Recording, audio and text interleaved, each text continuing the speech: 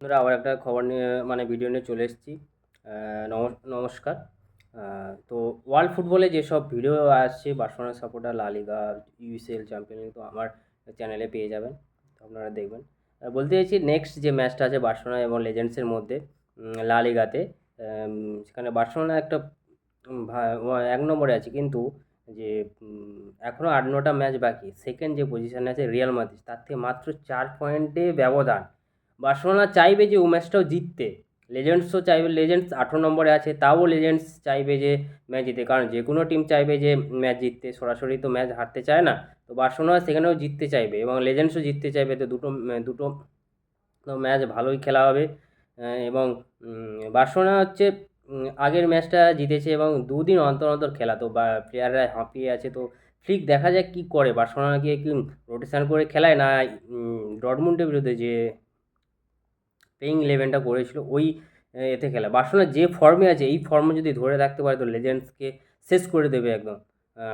এবং আগের বছর তো 2024 সালে লাস্ট যে লেজেন্ডসের সঙ্গে বার্সেলোনা খেলা হলো, সেখানে 1-0 গোলে লেজেন্ডস জিতেছিল। তাই বার্সেলোনা চাইবে এই ম্যাচটা জিততে এবং 1 নম্বর পজিশন ধরে রাখতে, কারণ রিয়াল মাদ্রিদ রিয়াল মাদ্রিদের খেলা আছে। তো পরে রিয়াল মাদ্রিদ যদি জিতে যায়, তো তাহলে বার্সেলোনা যদি হারে ওই ম্যাচটা বা ড্র করে, তাহলে রিয়াল মাদ্রিদ অনেকটা এগিয়ে আসবে লিগ টেবিলে। তো বার্সেলোনা চাইবে যে ম্যাচটা জিততে এবং সেখানে কীভাবে রোটেশন করে, কারণ প্লেয়াররা ক্লান্ত আছে, সব ম্যাচ তো আর প্লেয়ার সমানভাবে দিতে পারবে না, কারণ লেজেন্ডসে খেলার পরে আবার ডরটমুন্ডে খেলা আছে, ইউসিএল খেলা আছে, আবার ওখানে খেলতে যাবে। তো বার্সেলোনা এবং দেখা যাক কী করে, কারণ আমাল, তারপরে লেভানডস্কি, তারপরে কুবার্সি, বালদে, কুন্দে, রাফিনিয়া, এরা হচ্ছে সব ম্যাচ তো খেলছে, প্লেয়াররা একটু এনার্জি লস হয়েছে, তো তাই চাইবে যে তারা রোটেশন করে খেলাতে, এবং রোটেশন করলেও বার্সেলোনা জিততেই হবে, কারণ যদি বার্সেলোনা 10-15 পয়েন্টে যদি এগিয়ে থাকতো, লাস্টে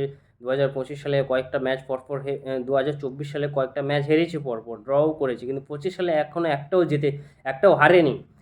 ড্র করেছে কিন্তু আর সব ম্যাচ জিতেছে এবং অনেক অনেক করে গোল দিয়েছে, কারণ আগের ম্যাচটা দেখলাম 4-0 গোলে ডরটমুন্ডকে হারিয়ে। এবং ইউসিএলের সেমিফাইনালে দেখা যাক কী করে, বলতে গেলে।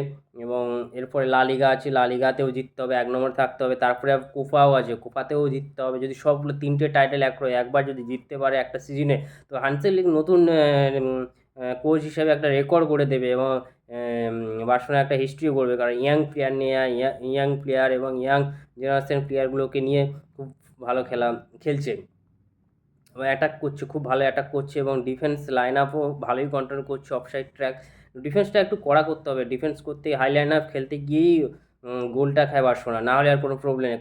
ডিফেন্সে যদি কড়া করে দেয় তবে বার্সেলোনাকে দেখতে হবে না। মিড মাঠে পেড্রি, ফ্র্যাঙ্কি খুব ভালো খেলছে, এবং অ্যাটাকিং হচ্ছে স্ট্রাইকার লেভানডস্কি, এবং left wing, right wing Raphinha এবং আমাল খুব ভালো খেলছে। এবং এরকম যদি খেলতে থাকে তো দিনের পর দিন খুবই ভালো হবে, কারণ লা লিগা একটা বড় টাইটেল এবং বার্সেলোনা ফিনান্সিয়াল কন্ডিশন যেই রূপ আছে, তো ম্যাচটা জিততে যাবে, কারণ যদি 1 নম্বর থাকে তো ফিনান্সিয়াল কন্ডিশনেও কিছুটা টাকা পাবে এবং সেখান থেকে রিকভারি হবে, কারণ বার্সেলোনা এখনও প্লেয়ার যদি 40-50 মিলিয়ন যদি সাইন করতে চায়, তাও প্রবলেম হয় রেজিস্টার করার ক্ষেত্রে। তো বার্সেলোনা চাইবে ম্যাচ জিততে, যত ম্যাচ জিতবে ততই ভালো হবে, কারণ লাস্ট 5 বছর বার্সেলোনার ফিনান্সিয়াল কন্ডিশন খুবই খারাপ ছিল, খারাপ হওয়ার জন্য মেসিকেও ছাড়তে হয়েছে, তো খুব খারাপ লাগলো। কারণ মেসি বার্সেলোনাতে এত করেছে, কিন্তু বার্সেলোনা ছাড়তে চায়নি, বা মেসি স্যালারি কাট ডাউন করতে চেয়েছে, কিন্তু কিছু রাখতে রাখা যায়নি। তাও দেখা যাক কী করে বার্সেলোনা, যত ম্যাচ জিতবে ততই ভালো হবে, কারণ প্লেয়াররা ভালো খেলছে, তো প্লেয়ারদের নেক্সট স্যালারিও বাড়াতে হবে। তো এখান থেকে যদি ভালো খেলে বা 1 নম্বরে করে, তো এখান থেকে টাকা পাবে, ওই টাকা দিয়ে প্লেয়ারদের অনেক প্লেয়ারদের স্যালারিও বাড়াতে পারবে, দিলে আরও ভালো ভালো প্লেয়ার যদি সাইন করতে পারে চায়, কারণ স্ট্রাইকার একটা লাগবে লেভানডস্কির বদলে, তো ওখানে 40-50 মিলিয়ন যদি একটা স্ট্রাইকার কিনতে পারে, তো বার্সেলোনার খুবই ভালো হবে। এবং তো বার্সেলোনা চাইবে ওই ম্যাচটা জিততে লেজেন্ডসের বিরুদ্ধে, কারণ লেজেন্ড আগেরবারই যে বার্সেলোনা হারিয়েছিল, তো প্রতিশোধ তো নিতেই হবে, প্রতিশোধ না নিলে হবে না। খুব ভালো খেলা হবে, আপনারাও দেখবেন, খুব ভালো খেলা হবে।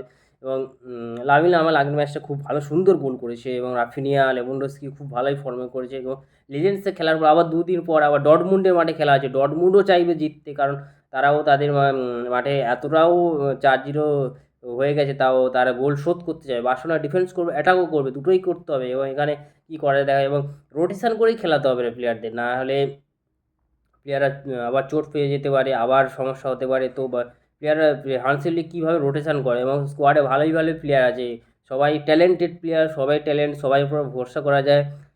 এবং অনেক দিন পর, প্রায় 1 থেকে 1.5 মাস পর ফাতি ফিরে এসছে, এবং হান্সি ফ্লিক বলছে যে ফাতি ট্রেনিং সেশনে অনেক ইমপ্রুভ করছে আগের থেকে। এবং বার্সেলোনা জিততে চাইবে এই ম্যাচটা। এই বলে আমি আমার ভিডিও টা শেষ করছি।